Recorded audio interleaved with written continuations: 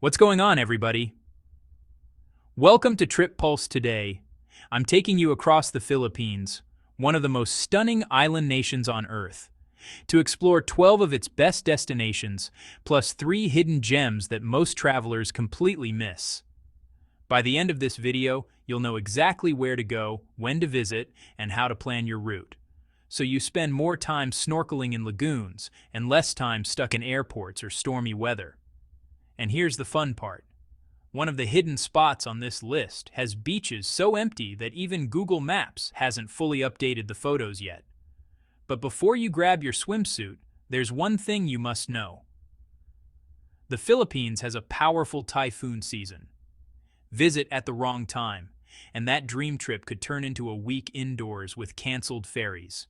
Stick around, because I'll share the perfect months to go, the safest routes between islands, and insider tips from locals I met along the way. All right, let's zoom out for a second. Before we start the island hopping adventure, you need to understand how this country fits together. From Luzon in the north to Mindanao in the south, so you can connect the dots smoothly. Now before you start packing your bags, let's get our bearings. The Philippines isn't just one island.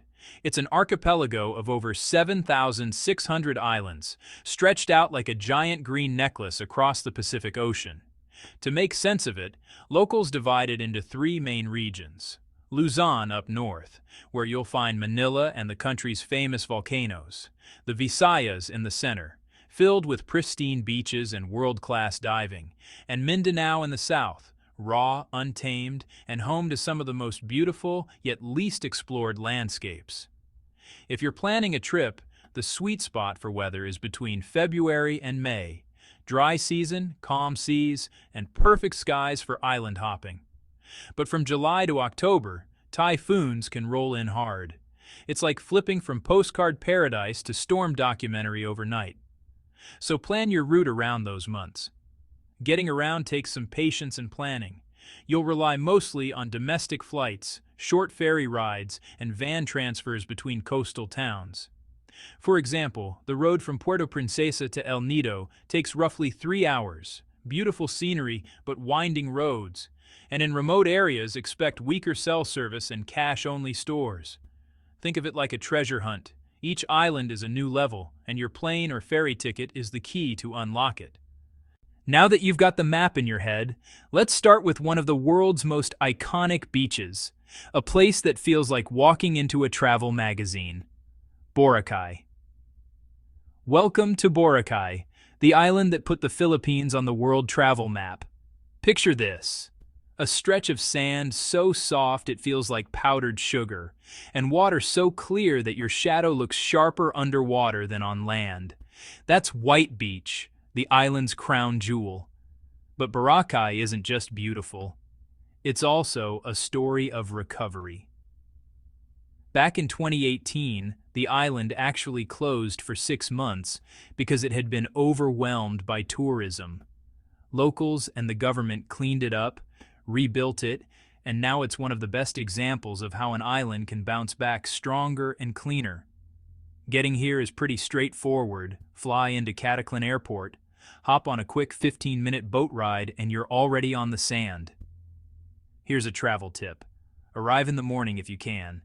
That way, you'll beat the crowds at the jetty and get first pick of the sunset spots later. And if you're visiting between February and May, you'll catch calm seas and steady sunshine. Where to stay? You've got options for every budget. From luxury resorts like Shangri-La Boracay tucked in quiet coves, to small beach huts along Station 3 where you can hear waves from your bed. Pack light but smart, reef-safe sunscreen, water shoes, and a reusable water bottle. Plastic use is restricted on the island to protect the environment. And if you go snorkeling or parasailing, remember the one rule every local repeats. Look, don't touch. The coral reefs here are living treasures.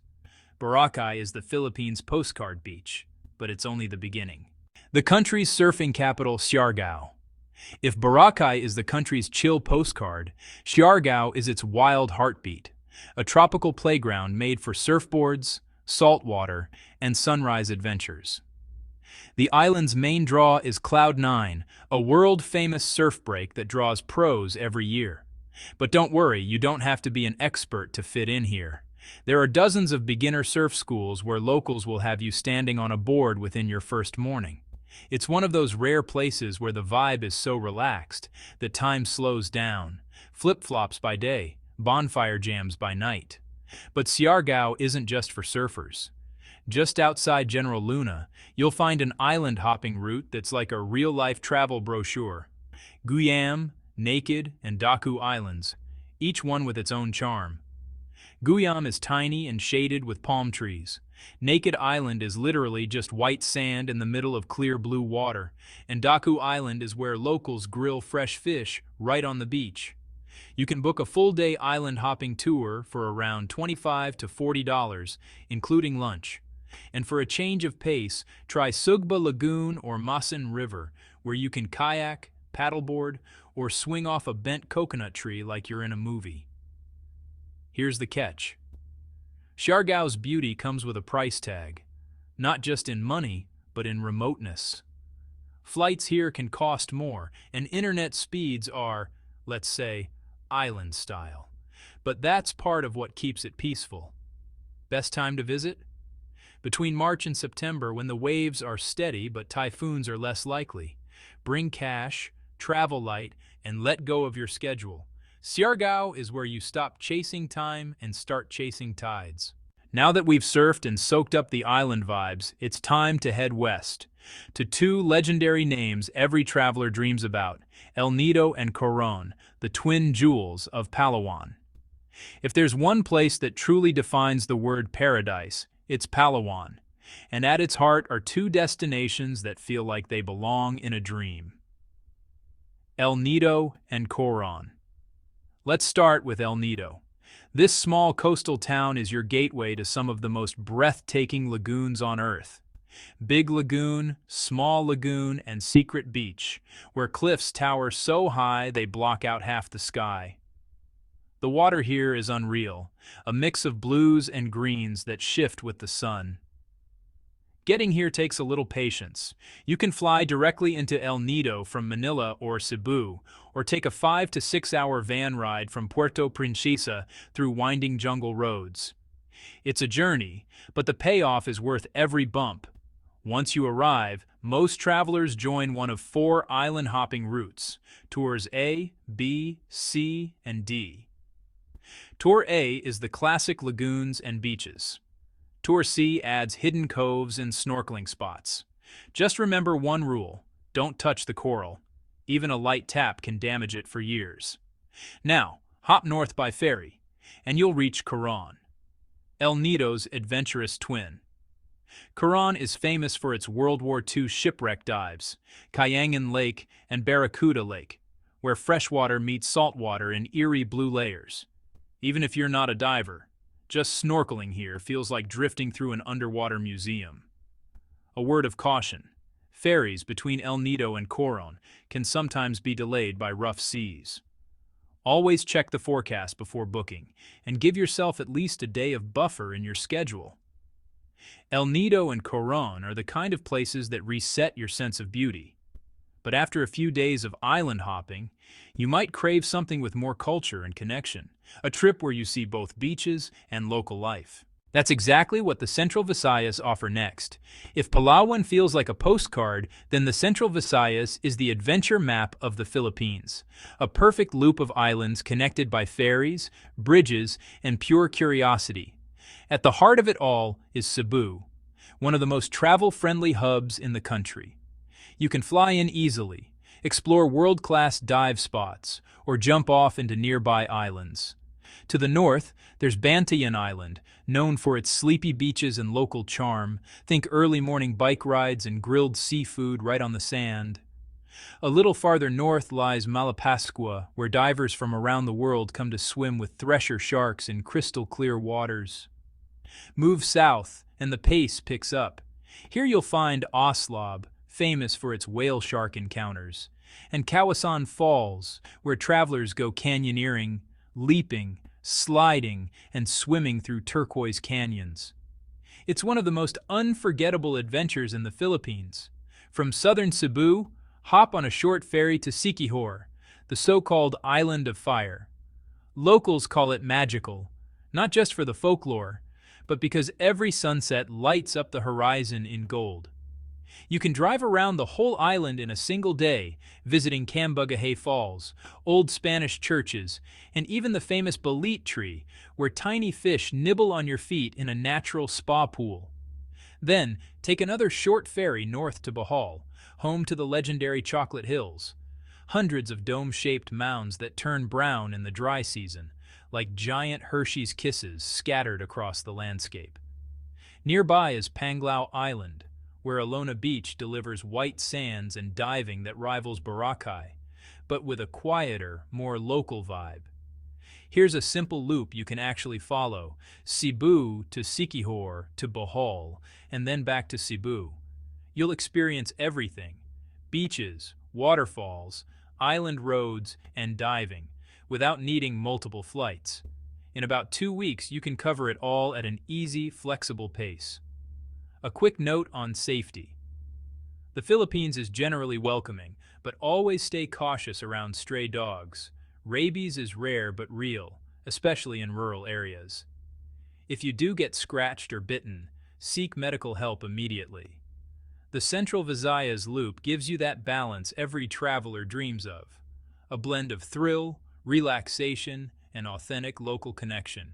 But if you're the kind of explorer who craves untouched places, where maps fade and adventure begins, then the off-the-beaten-path islands are calling next.